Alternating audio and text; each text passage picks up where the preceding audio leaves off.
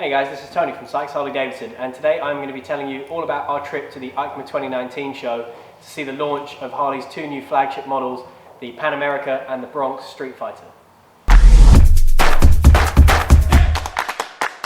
Going to Eicma this year was absolutely fantastic. Eicma is probably the biggest motorcycle show in Europe, and it was fantastic getting to see the Harley stand. It was absolutely massive.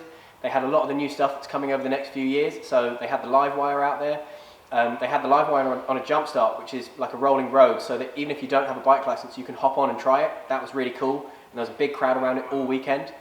They also had the winners of Battle of the Kings for this year, so they had Laidlaw's Harley-Davidson's FX GTS, the Coast Glide, custom sport glide, which was really cool. They also had some of the runners-up, including this really cool FXDR, which I believe is from Thunderbike Customs. The big news out of Eicma this year for all Harley fans was, of course, the unveiling of Harley's new Pan America, their adventure touring bike, and the reveal of the Bronx 975, which is the name that Harley's given to its Street Fighter. These models have been really hotly anticipated since summer last year when they were first revealed, and it's quite an important step for Harley, and it's a big deal because it's the first time that they've given us a sneak preview like this of bikes before they're available for general release. These bikes have had a very mixed reception, and I think that it's important to note that Harley isn't getting rid of any of their existing models and replacing them with these ones.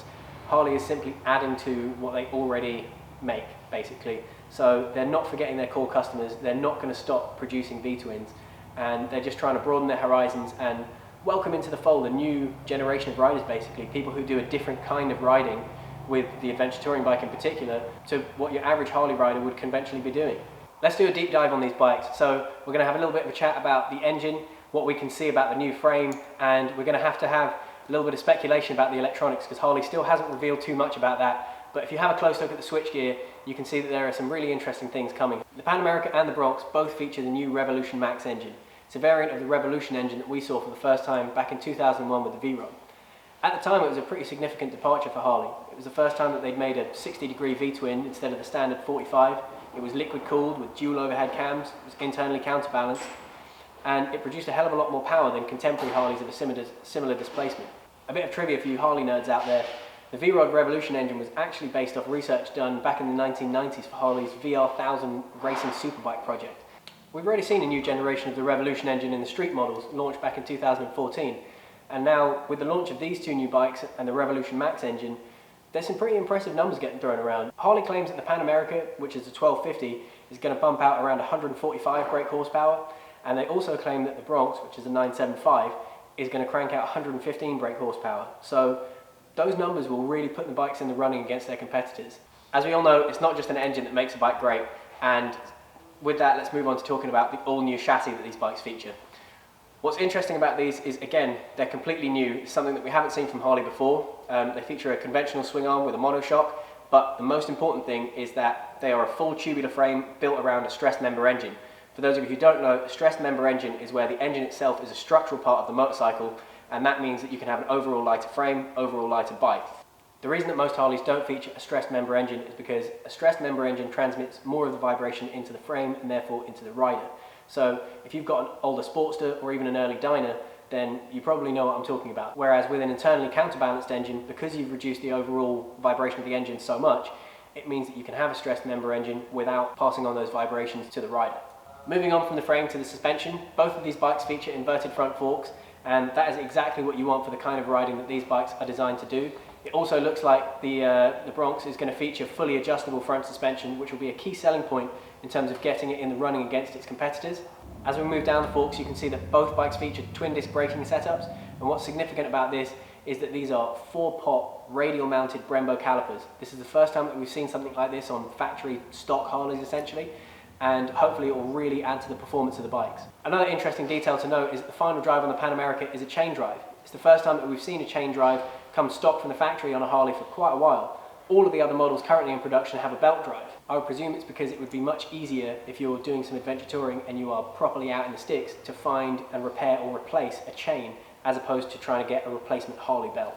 Moving on to the electronics. Now, Harley hasn't actually said anything yet about the electronics on these bikes, so this section of the video is purely based on speculation of what we could see on the bikes at Eicma and also what we would expect from Harley on these kind of bikes in order to put them properly in the running against their competitors. Both of these bikes feature completely different switchgear from what we are used to seeing on Harleys at the moment. So I would say that suggests to me that these bikes are going to feature much more sort of trick electronics than we are used to on standard Harleys.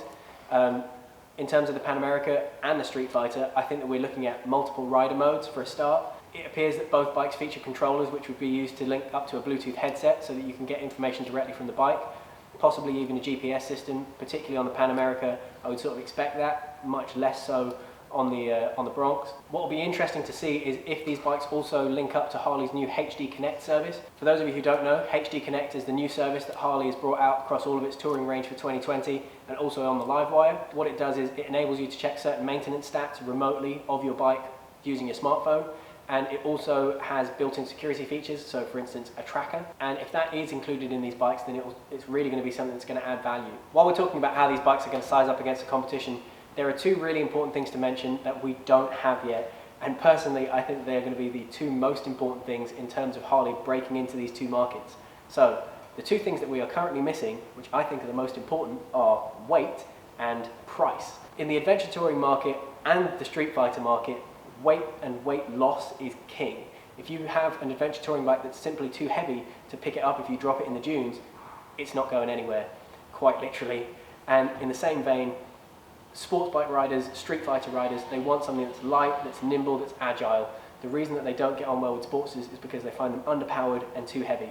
Until we have that information about weight and price, it's really going to be difficult to know how Harley is going to fit in with the competition. But what I can say is that from the current numbers, in terms of performance, it really looks like Harley is in the running. Outside of that, I absolutely love going to Eicma. It's the first time that I've been. If you haven't been, go. The show is massive. It is absolutely incredible. One of the reasons I love going to shows is because of the fact that looking over the sort of garden fence at what your neighbour's got is what drives competition, particularly in the bike world. And every time that one of the manufacturers brings out a new advancement, it pushes the other manufacturers to match it or to improve on it. And that's why we've seen, improved GPS with, things like rider modes and all of that sort of stuff. It's all bringing something new to the table. And I think that's fantastic because at the end of the day, we all end up with better motorbikes. I will, of course, keep you updated with more information when we have it coming into the 2021 model year. And you best believe that the first chance that I get to ride the Pan America and to take the Bronx out for a spin, I'm going to take it and I'll be bringing you guys a ride review. So, as always, thanks for watching. I hope you enjoyed this video. And if you want to see more videos like this, don't forget to like, subscribe, share, all of that good stuff, and I'll see you on the next one.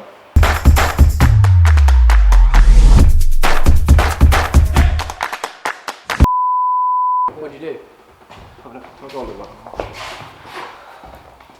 So Craig, tell us a little bit about yourself. So I am Craig Richard Moyer. Your middle name is Richard? Richard, Craig Dick Moyer. Been here 11 years. I am the face that thinks he runs the place, but I don't run. You're the face of Facebook? No. Well, you're the voice of Facebook. I'm the voice. I'm the voice for Syke Harley-Davidson. Tom, be quiet, I'm being interviewed. This is my life up here. Wait till the compressor goes. This is, anyway, I'm going to leave you. Oh. I've got a customer up here.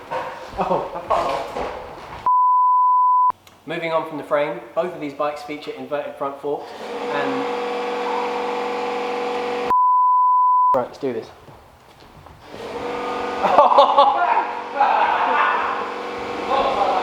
Listen here, you little